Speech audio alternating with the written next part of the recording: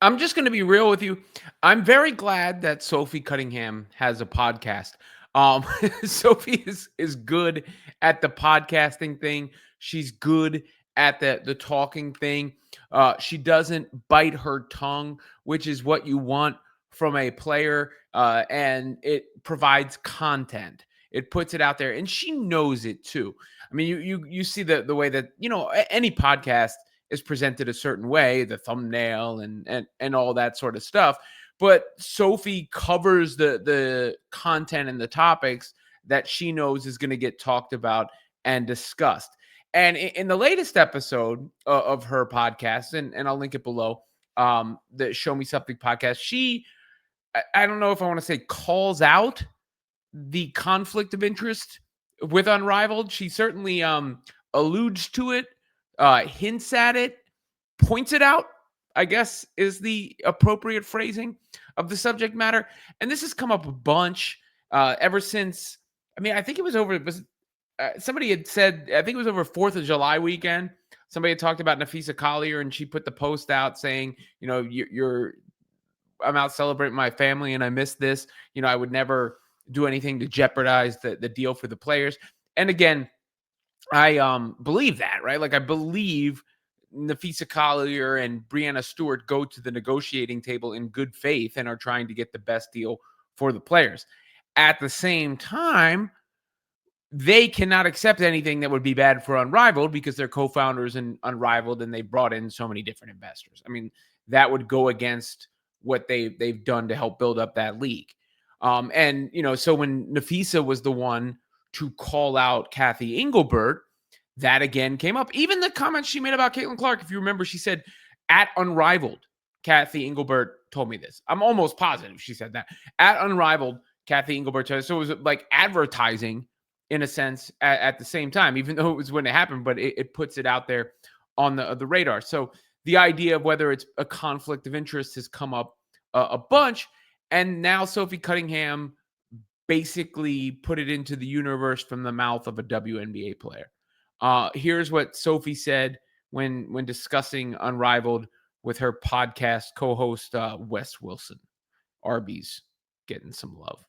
Can someone explain to me real quick? Like I'm 2 years old. Is this is it a tournament? I know it's a league, but like obviously these women are not playing 40 games during the offseason. Yeah. So what it is, it's like 3v3.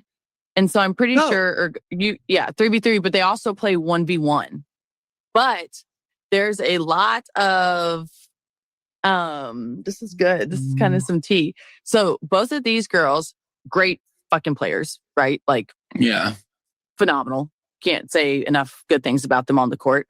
But they're also a part of our exec board. And so that could be a little conflict of interest because W and Unrivaled. I guess because this is 3v3 and how over the course of how long, I'm curious. Oh, fuck me, 9 weeks? Oh, okay. I was going to say if it feels like just a little one-off maybe, and then the WNBA can get behind it, support it for a little bit. 9 weeks is a long time. That's why there's some conflict of interest a little bit. Huh. Mm-hmm. So that's interesting. But I will say, I think it's cool that they're paying these players because now they're allowed to stay stateside. And yeah. I think that the first year, it went actually pretty smoothly, and a lot of people really did enjoy it.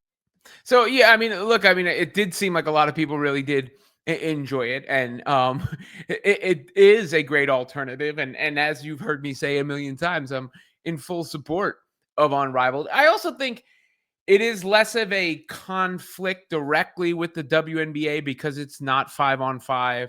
Because I mean, he said 9 weeks. It doesn't feel like that long because the offseason is so long in the WNBA.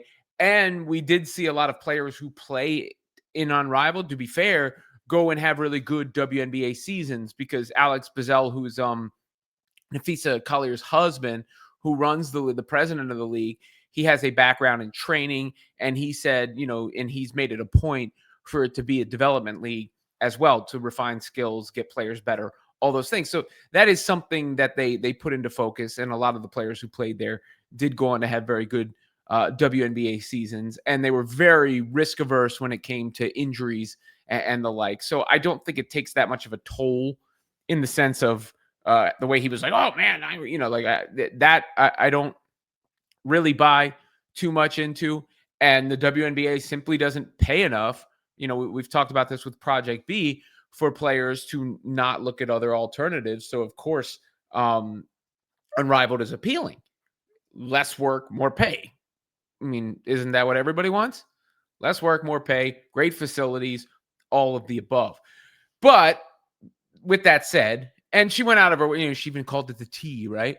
The Unrivaled T. And I think that's how they titled the episode.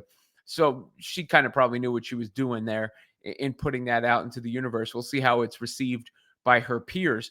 But it is a real thing, right? Like you can't completely ignore the fact that Stewart and Collier are on the WNBA PA leadership board and have so much invested in Unrivaled. So they're not going to do anything from a personal standpoint. I believe them to be good people. They're obviously great players, like she said, but it would not behoove them. It would go against what they've tried to build to do anything or accept anything from the WNBA side that might undermine Unrivaled. Then you throw in Nneka Ogwumike and her being Project B, and she's the WNBA Players Association president. So essentially, all the top figures on the WNBA side at the negotiating table walk into the room with deals with other leagues.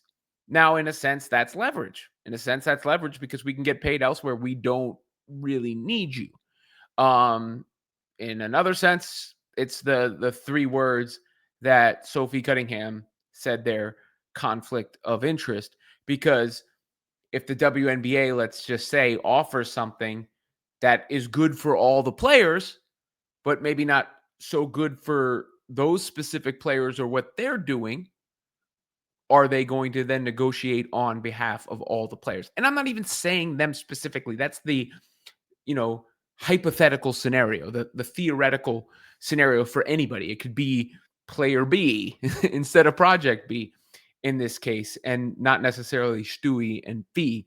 But like I said at the top, leave it to Sophie Cunningham, I guess. I hate that I'm going to say that. I hate that I'm going to do it, but I got to do it.